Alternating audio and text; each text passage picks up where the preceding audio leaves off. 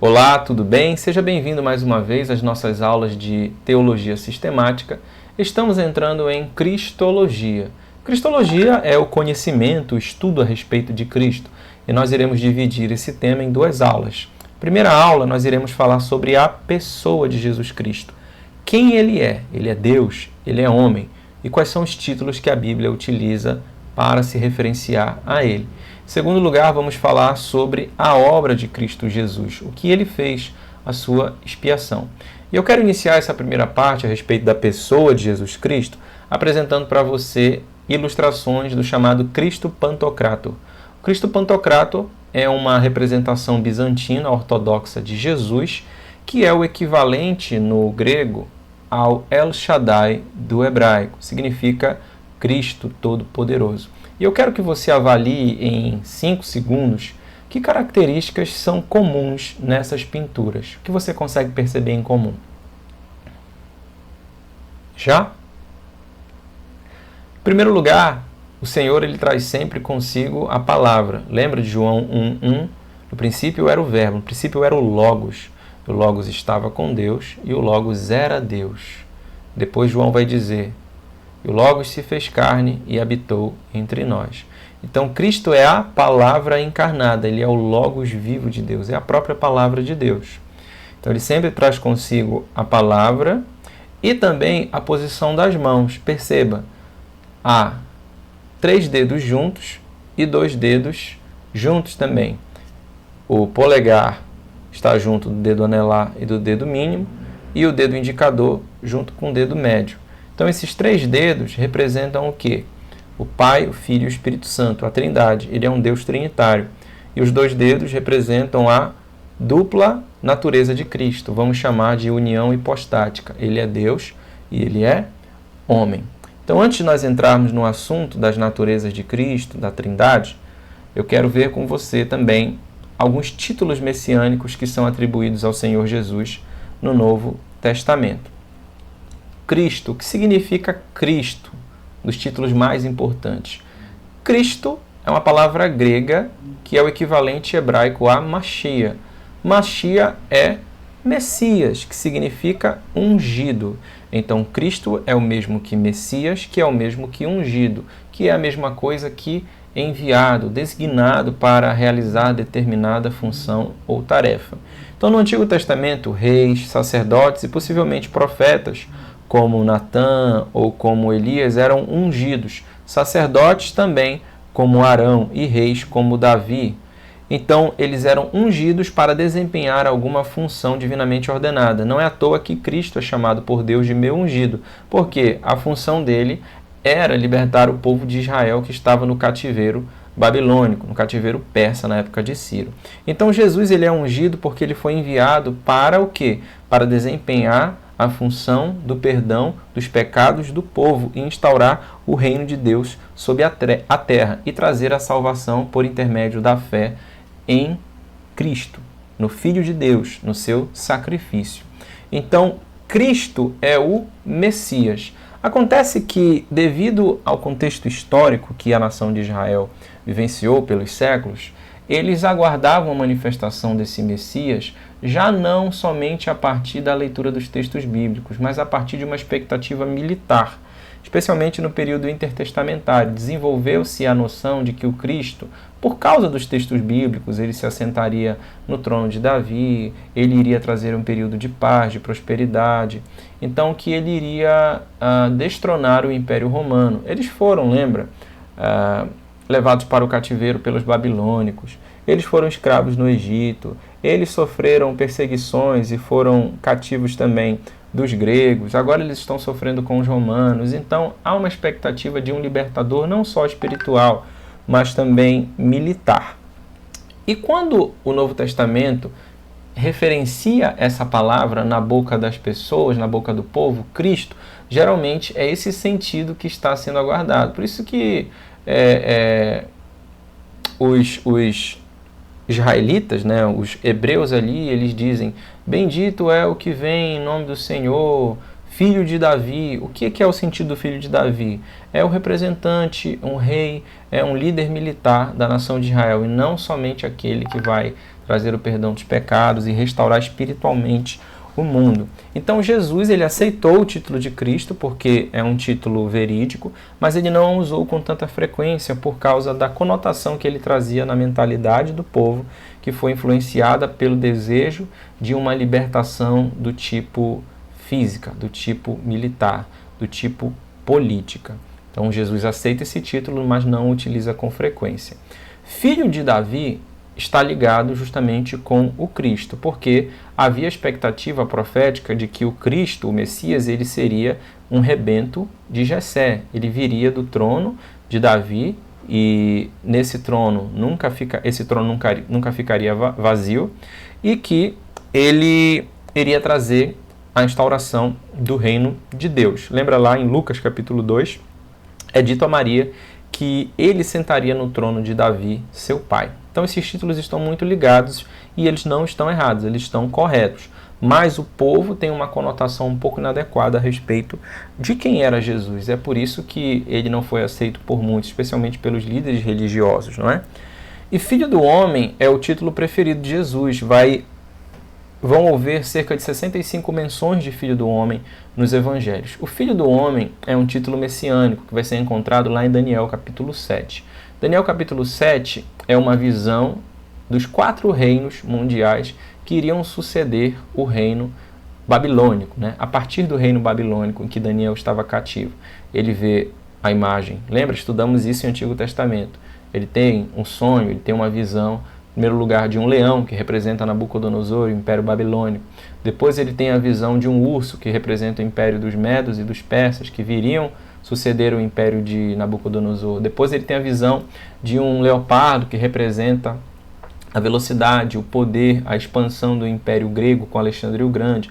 E depois ele tem a visão de um animal indescritível, que provavelmente é o Império Romano. Essas interpretações são dadas no próprio livro de Daniel, tá? Não estou tirando da minha cabeça, se você ler o livro como um todo. Tanto no capítulo 8, capítulo 7, capítulo 2 e capítulo 12 de Daniel vão trazer essas chaves interpretativas. E o último reino é o reino daquele que vem como filho do homem, com as nuvens nos céus, e o ancião de dias lhe dá poder, domínio, glória para todo sempre. Então, filho do homem, na mentalidade do povo, é um Messias do tipo apocalíptico, um Messias espiritual, um Messias que vai restaurar o reino de Deus, que vai implantar o reino de Deus, restaurar a nação de Israel, restaurar a paz mundial e trazer o fim dos inimigos de Israel. Então Jesus ele prefere esse título porque é um título ligado não somente a algo militar, mas um título ligado a algo espiritual, algo que está ligado ao livro de Daniel. Filho do homem foi o modo favorito de Jesus fazer designação a si próprio. Mas todos esses são títulos messiânicos. Bom, então vamos falar sobre a união hipostática de Cristo. O que é a união hipostática? Hipóstase vem de pessoas. Então, a ideia aqui da união hipostática é que Jesus ele é uma pessoa, mas essa pessoa possui uma dupla natureza. Ele é Deus e ele é, ao mesmo tempo, homem. Nós vamos ver a partir dos textos bíblicos que Jesus é apresentado totalmente como homem e ele é apresentado totalmente como Deus. A doutrina da união hipostática é uma doutrina bíblica, mas a formulação ela foi dada pelos pais apostólicos, isso é, pelo concílio da igreja, pela reunião e por uma avaliação teológica dos textos bíblicos que verificou, e eles vão usar muitos termos filosóficos aqui para tentar compreender como Cristo se apresenta na Bíblia. Lembra que nesse período do 1º século até o 4º século, a ciência patente da época era a filosofia. Então, todas as leituras que vão ser feitas, a partir inclusive do texto bíblico, elas vão estar rodeadas, elas vão estar orbitadas de termos filosóficos que vão fazer sentido para os leitores daquela época. Então, união hipostática significa que Cristo é uma hipóstase, uma única pessoa, que possui duas physis, duas naturezas. Quais são essas naturezas? A natureza divina e a natureza humana. Wayne Grudem vai trazer essa conceituação aqui. Jesus foi plenamente Deus e plenamente homem, em uma só pessoa, e assim o será para sempre. Então, o que é a união hipostática de Cristo? Jesus é plenamente Deus, Jesus é plenamente homem. Essa doutrina cristológica ela foi observada pela primeira vez no Concílio de Calcedônia, em 451 d.C., que afirma a dupla natureza de Cristo em uma única pessoa. Porque Cristo precisava, na obra da expiação, durante seu ministério terreno, manifestar-se como homem e precisava também ser Deus. Ora, somente um homem poderia ser um representante adequado para o pecado a ser expurgado da humanidade. Lembra que em Romanos capítulo 5, Paulo diz que por um homem entrou o pecado no mundo e por um homem também o pecado saiu do mundo. Jesus Cristo manifestou-se como nosso representante. Foram os homens que pecaram, então os homens serão representados através do Filho de Deus. Ele não veio semelhante a anjos, como é dito pelo autor aos Hebreus, mas em tudo se fez semelhante a nós, exceto no pecado, para nos representar perfeitamente. Então ele é plenamente homem, para que ele seja nosso representante, mas a salvação só pode vir de Deus. Apenas Deus pode perdoar os pecados. Se apenas um homem comum estivesse ali no madeiro, nos representando, o pecado não poderia ser expurgado, porque haveria um homem falho, um sacrifício imperfeito. Seria como o sacrifício de bodes e de ovelhas, ou de um homem qualquer. Mas o próprio Deus encarnou-se como um homem para nos representar e também para ser o representante adequado. Por isso ele ofereceu um sacrifício totalmente perfeito, totalmente santo, totalmente digno, pelo qual nós fomos perdoados. Então, a respeito da humanidade de Cristo, fica patente na Bíblia que Jesus possuía um corpo humano, ele nasceu como uma criança da Virgem Maria. Lembra? Ele foi crucificado, ele apresenta aos discípulos as suas chagas. Ele tinha um corpo, ele tinha uma mente humana, ele possuía pensamentos humanos, ele sentia emoções como de um homem. Jesus era reconhecido pelas pessoas como um homem. Não é esse o filho do carpinteiro? Não é esse o filho de José? Ele nasceu de uma virgem. Vai ser narrado isso nos evangelhos e também na epístola aos Gálatas. Jesus possuía alma e emoções humanas. Lembra? Ele chorou quando Lázaro morreu. Ele chorou sangue, inclusive, quando ele estava muito aflito no jardim do Getsêmani. Então, Jesus tinha todas as características de um homem, exceto o pecado. Em tudo ele foi tentado, diz o autor aos Hebreus, mas em nada ele pecou. Vamos avançar aqui. A respeito da divindade de Jesus Cristo. Ele era não somente homem, mas era também Deus. João 8,58, Jesus chama-se de o Eu Sou. O Eu Sou é o termo hebraico que é utilizado em Êxodo 3,14 e todo o Antigo Testamento, o tetragrama, que é Yod-He, Vav-He. Eu sou o que sou, ou eu serei o que serei. É o Yahvé, o Javé, o Jeová, na tradução em português. Cristo apresenta-se como esse o Eu Sou, ou seja, ele está dizendo que ele é o próprio Deus. Eu sou o Alfa, o Ômega, o primeiro, o último, o Logos Criador, o Filho do Homem, o Criador. É interessante que ele é chamado de Deus pelos autores neotestamentários. João 1,1 diz, no princípio era o Verbo estava com Deus e o Verbo era Deus. Romanos 9,5, Paulo fala que deles descende o Cristo segundo a carne, o qual é sobre todos Deus, eternamente. Amém. Tito 2,13 diz, aguardando a manifestação do nosso Deus e Salvador Jesus Cristo, parafraseando aqui o texto. Hebreus 1,8 diz, mas acerca do Filho, diz, o teu trono, ó Deus, subsiste para todo sempre. E muitas outras declarações afirmativas a respeito da divindade de Jesus no Novo Testamento. Gramaticalmente, a palavra Kyrios, que está atribuída nas páginas do Novo Testamento ao Senhor. Veja só, o Antigo Testamento foi escrito em hebraico e ali existe a menção diversas vezes, como eu já falei, do tetragrama Yod-He, Vav-He. Eu sou o que sou, eu serei o que serei, que é o eu sou, o Senhor, Yahvé. Esse texto está em hebraico. Todas as vezes que você vê em caixa alta no Novo Testamento Senhor, a palavra ali é o tetragrama. Quando o Antigo Testamento foi traduzido para o grego, a Septuaginta, já falamos sobre isso, todas as vezes que o termo Yahvé ou o tetragrama aparece no texto, eles substituem por Kyrios, que significa Senhor. Mas veja, a substituição de Kyrios é proposital para uma adequação gramatical o original hebraico, que é Yahvé. Então, onde havia Yahvé, o eu sou, no hebraico, na Septuaginta no grego eles colocaram Kyrios. E o Novo Testamento chama Jesus de Kyrios. Significa que Jesus é Kyrios, ele é o mesmo Yahvé do Antigo Testamento. Como assim? Ele é o mesmo Deus. Tem o mesmo nível de dignidade, o mesmo nível de poder, de eternidade. Ele é o eu sou. Não é a mesma pessoa, mas é o mesmo Deus. Ele é o Kyrios, é o Senhor. Ele é o próprio Deus. Então vejamos. A dupla natureza de Cristo é chamada na teologia de união hipostática. Ele é uma hipóstase, que é o termo grego utilizado, né, o termo técnico, no Concílio de Calcedônia, uma única pessoa. Jesus não é duas pessoas, ele não é o Jesus Deus e o Jesus homem, como se fossem duas pessoas dentro de uma única casca, de um único corpo.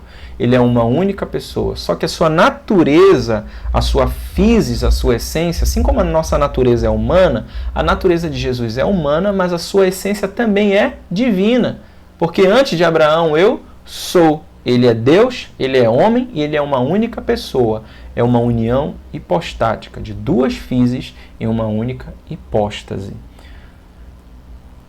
Agora que nós falamos a respeito da divindade e da humanidade de Cristo, eu quero abordar com você as controvérsias históricas a respeito da cristologia, pelo menos as principais do 1º ao 4º século. Tá?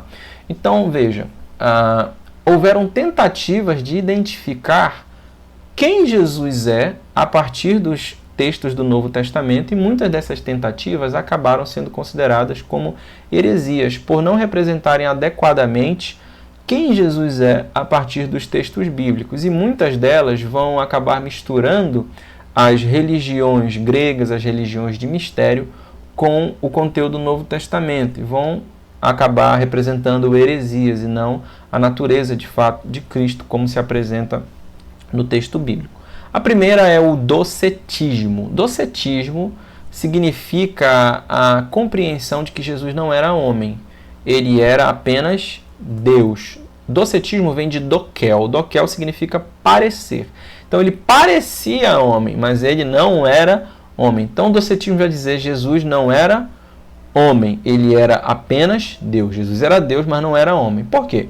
O docetismo está ligado com o gnosticismo. O gnosticismo é uma religião de mistério grega que vai dizer que a matéria é má e tudo aquilo que é espiritual é bom. Então, o homem precisa alçar um voo da alma para o plano espiritual e abandonar a matéria. Isso é dado como? Através do conhecimento de mistérios sobrenaturais, de ocultas verdades que são reveladas somente aos iniciados na religião de mistério. Então, ela abomina a matéria. Inclusive, o Evangelho de Tomé é um evangelho gnóstico que fala sobre Jesus a partir de uma ótica gnóstica e sob essa ótica do mistério, de algo que não é revelado, mas apenas a algumas pessoas. Então, no docetismo, no gnosticismo, Jesus ele não pode ser homem, porque se ele é homem, há algo de errado com ele, porque ele é material. E se ele é de fato Deus, ele não poderia ser material. Então, há um sincretismo aqui entre o gnosticismo e o cristianismo, que acabou sendo considerado como heresia. Se Jesus não fosse homem, ele não poderia apresentar a nós, a Deus, melhor dizendo, uma obediência representativa, porque não era um homem que estava sendo crucificado ali, era um fantasma, era apenas um espírito. Eles diziam que Jesus era como um fantasma. Acabou sendo considerado como heresia. Segundo é o inverso, é o ebionismo. Então veja, o docetismo vem de dokel, parece homem, mas não é. O ebionismo é Jesus não é Deus, ele é só homem. Vem de uma seita judaizante do século I que vai dizer que ele não é Deus. Ele é um homem cheio de virtudes, um homem digno, um homem diferenciado, mas ele não é Deus. Então negava a divindade de Cristo e ensinava que Jesus foi um homem normal, mas que recebeu o poder de Deus, ele foi dinamizado por Deus em determinada fase da sua vida. Então Deus dinamizou a Jesus Cristo, que tornou-se alguém diferenciado, alguém dotado de virtudes sobrenaturais, mas ele não era de fato Deus. Ora, se Jesus não era Deus, nós não poderíamos ser perdoados, porque é apenas um homem que está morrendo na cruz. Se Jesus não era Deus, nós não temos confiança na sua palavra, porque era um homem que estava prometendo que iria voltar. Se Jesus não era Deus, ele não poderia arcar com a pena de todos os pecados da humanidade. E existem densas afirmações acerca da divindade de Jesus Cristo. Se Jesus não é Deus, nós cometemos idolatria ao adorá-lo. E não é isso que o texto bíblico nos diz. Ele nos diz assim: todo joelho se dobrará e toda língua confessará que Jesus Cristo é o Senhor. Tomé diz: Senhor meu e Deus meu. Ele é adorado. O arianismo é uma das heresias mais conhecidas do cristianismo primitivo e até hoje ele traz consigo algumas raízes. O arianismo vai dizer o seguinte: Jesus Cristo até é Deus, só que ele não é totalmente Deus. Ele é um Deus inferior. Ele foi criado pelo Pai. Eles interpretam a primogenitura como a criação de Deus. Nós interpretamos a primogenitura como o direito sobre todas as coisas. Então, ele é inferior ao Pai na linguagem de Ário. Ário era um presbítero de Alexandria, católico, e ele vai ensinar que Jesus ele foi criado inferior ao Pai. Em algum momento do tempo ele passou a existir. Não é eterno como Deus, não é da mesma essência, da mesma substância, da mesma ousia, para usar o termo técnico, do Pai. E tamanha foi essa controvérsia entre Ário, que era o presbítero de Alexandria, e Alexandre, que era o bispo de Alexandria, estava acima dele, que o imperador Constantino convocou o concílio de Nicéia por causa do arianismo. Então, houve uma disputa ali de votos entre a posição ariana e a posição ortodoxa, vamos colocar assim, da divindade de Cristo, defendida por Alexandre e por Atanásio de Alexandria também, que é considerado o pai da ortodoxia, em que um vai dizer ele não era totalmente Deus e o outro vai dizer ele é totalmente Deus.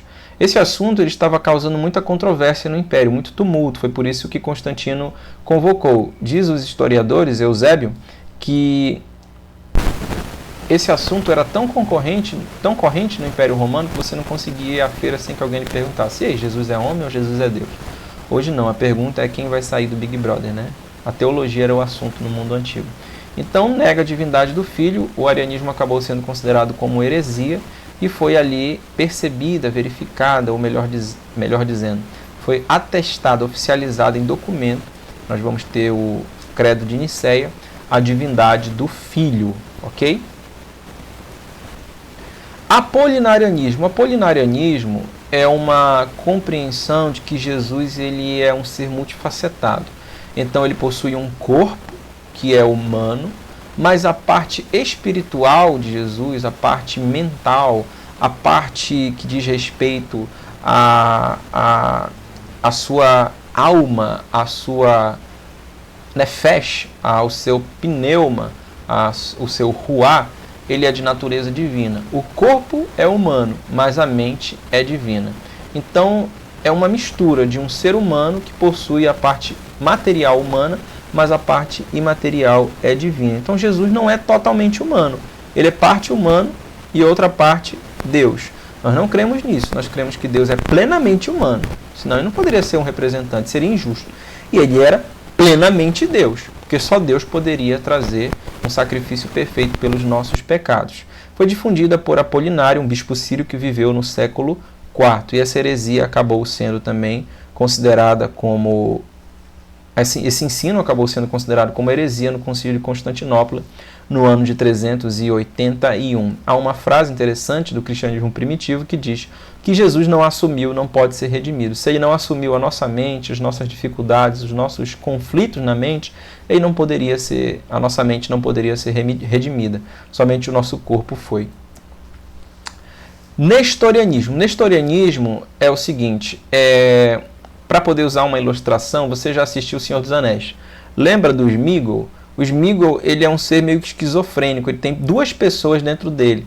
Então ele diz, nós não quer, nós quer. É como se existisse uma pessoa humana e uma pessoa divina dentro de Cristo.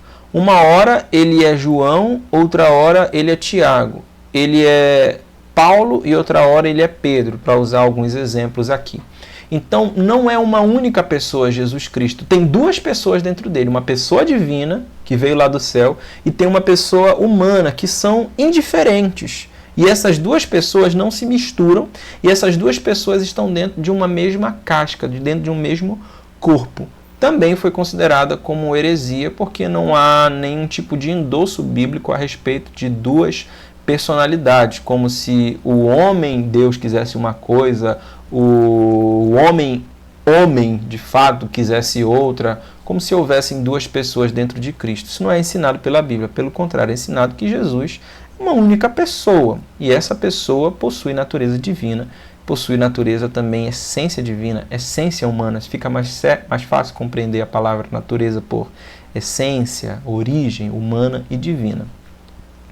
Foi considerada também como heresia.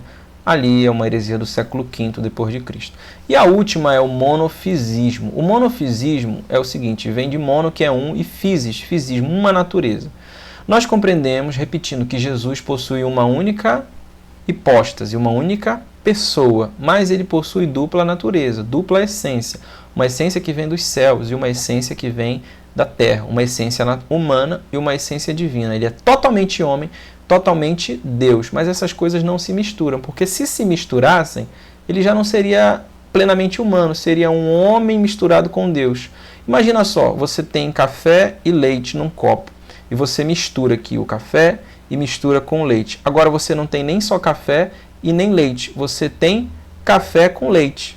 Você tem algo impuro, você tem algo misturado. Se Jesus ele tivesse sido misturado nas suas naturezas, como ensina o monofisismo, vai dizer o seguinte, que a natureza humana e a natureza divina se misturaram e deram origem a uma nova natureza, uma natureza humano-divina, como se fosse, sei lá, 65% humano e 35% divino, ou 25% divino e 75% humano. É algo diferente. Se é algo diferente, ele não é como nós. Se ele não é como nós, ele não pode nos representar. Se ele não é como Deus, ele não pode representar um sacrifício perfeito. Então o monofisismo vai ensinar uma mistura das naturezas. E é por isso que o concílio de Nicéia vai dizer que as naturezas de Cristo não se misturam, não se confundem. O que nós cremos é na união hipostática, uma única hipóstase que é unificada em duas naturezas, totalmente divina e totalmente humana. Ele é plenamente homem, plenamente Deus, e isso não se confunde, porque se há uma confusão, há, vamos dizer assim, uma mistura, uma impureza nas naturezas, o que acaba comprometendo a essência de cada uma das naturezas. Eu sei que são termos técnicos, termos que advêm da filosofia e são de difícil compreensão, mas precisamos lembrar mais uma vez que a filosofia era a ciência, a leitura, a hermenêutica comum, corrente naquele período. Portanto, as questões de fé, elas acabam sendo lidas pela teologia patrística, pela teologia dos pais apostólicos, dentro dessa ótica, dentro dessas categorias, tá? E essas categorias, apesar de serem filosóficas, não são erradas. Por quê? São formas da razão em que nós olhamos para o texto bíblico e interpretamos o texto bíblico. Lembra, a Bíblia não é simplesmente um livro divino. É um livro divino, mas um livro também humano. E por ser um livro humano, escrito por homens, dentro de uma cultura humana, dentro de uma linguagem humana, ela requer a racionalidade humana que foi dada por Deus para que nós interpretemos. Toda interpretação, ela passa pela razão. E toda razão está dentro de uma leitura, de uma categoria, de uma hermenêutica.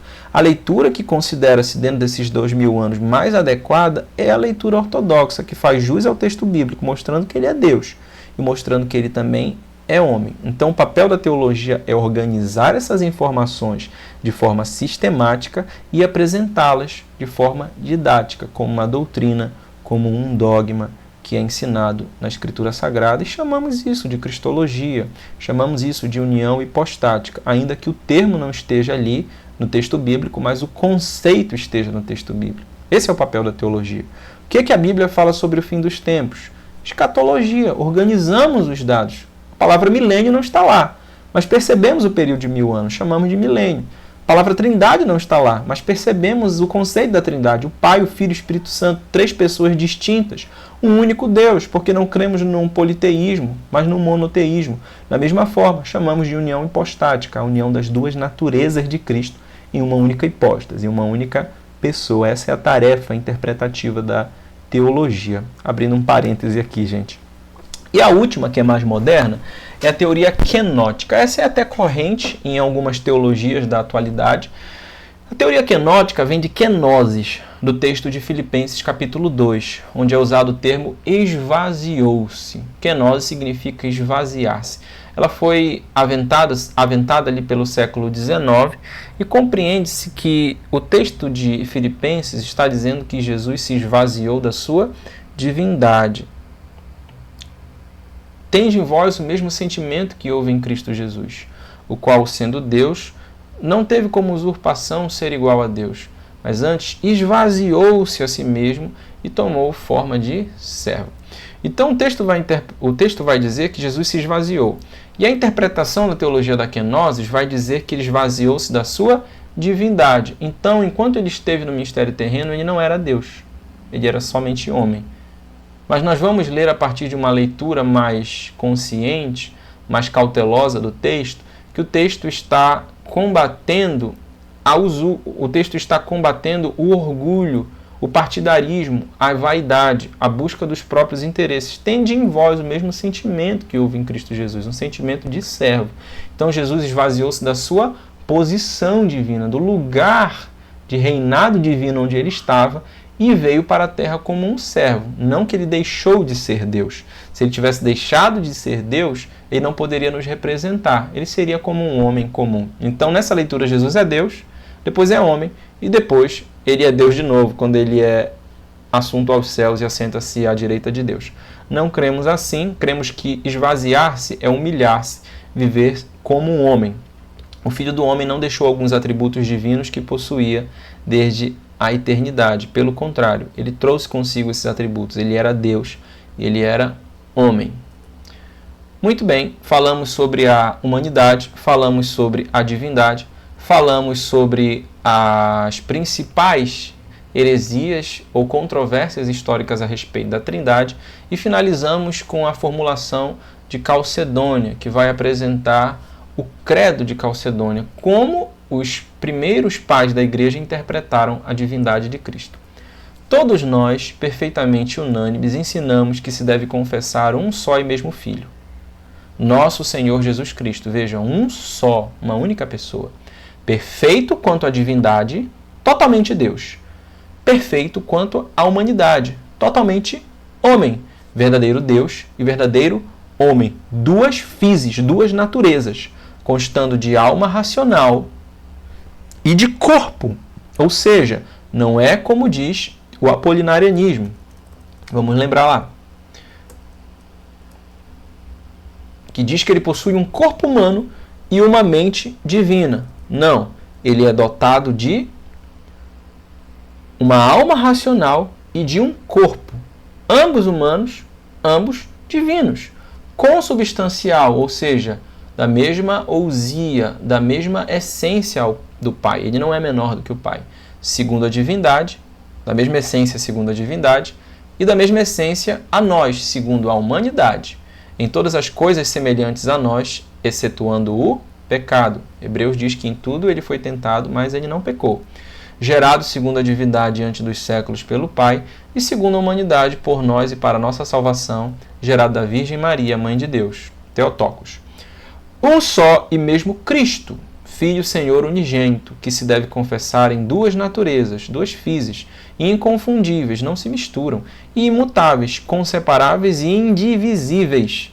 A distinção das naturezas de modo algum é anulada pela união, mas pelo contrário, as propriedades de cada natureza permanecem intactas. Não há qualquer corrupção na humanidade de Cristo, qualquer corrupção e impureza na divindade de Cristo, concorrendo para formar uma só pessoa e subsistência, hipóstase, uma única pessoa que possui duas naturezas, não dividido ou separado em duas pessoas, mas um só e mesmo Filho unigênito, Deus Verbo, Jesus Cristo Senhor, conforme os profetas outrora a seu respeito testemunharam, e o mesmo Jesus Cristo nos ensinou e o credo dos padres nos transmitiu. Então finalizamos aqui essa primeira parte com a pessoa de Cristo e a formulação da união hipostática a partir do credo de Calcedônia, 451 d.C. Próxima aula vamos trabalhar a obra de Cristo, seus ofícios aqui na terra e a expiação. Um abraço.